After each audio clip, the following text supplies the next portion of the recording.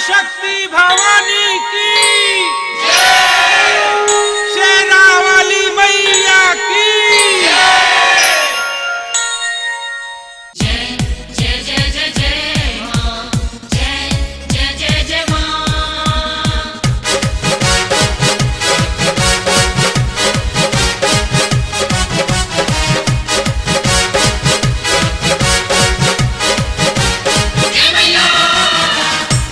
शक्ति मैया भवानी हमके शक्ति अपार दी। आदि शक्ति मैया भवानी हमके शक्ति अपार दी। आदि मुदैयन के छाती पर चढ़ के अपन तिरंगा गाड़ दी। आदि मुदैयन के छाती पे चढ़ के अपन तिरंगा गाड़ दी। पापी मुदैयन के छाती पर चढ़ के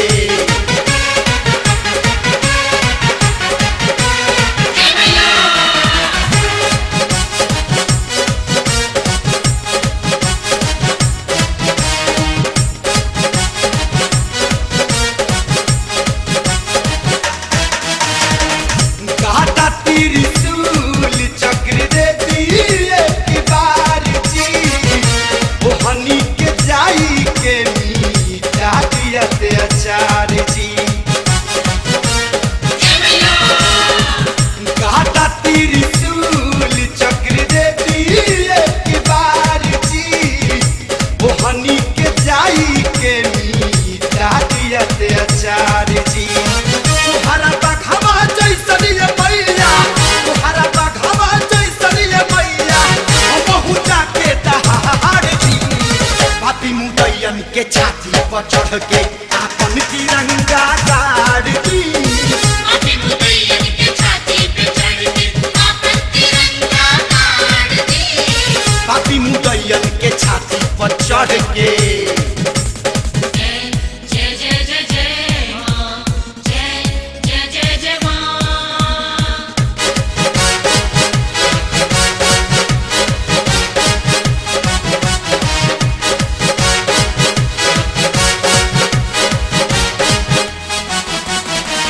बड़े सा गरूर में रसूल पाकिस्तानी। वो कनी के चौसा पल छोड़ाई बे भवानी।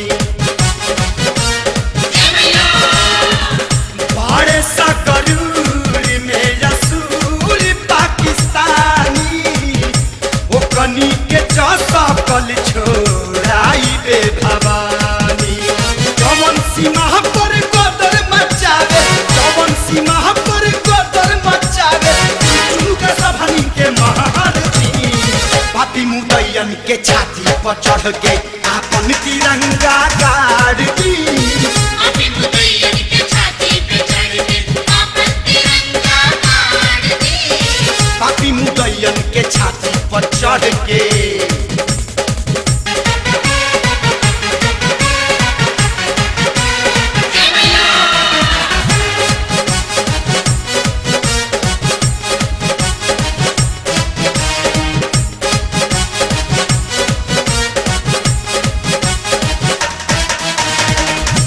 खौलल बखून हमारी सुना महतारी। पांडे विभाकर महेश कहेले खेसारी। खौलल बखून हमारी सुना महतारी। पांडे विभाकर महेश कहेले खेसारी। साहिल सुबोधवा बनी नरसिम्हा, साहिल सुबोधवा बनी नरसिम्हा, जाके गोरे जा फाड़ दी। पापी मुदैयन के छाती पर चढ़ के अपन तिरंगा गाड़ दी। आदि मुदैयन के छाती पे चढ़ के अपन तिरंगा गाड़ दी। पापी मुदैयन के छाती पर चढ़ के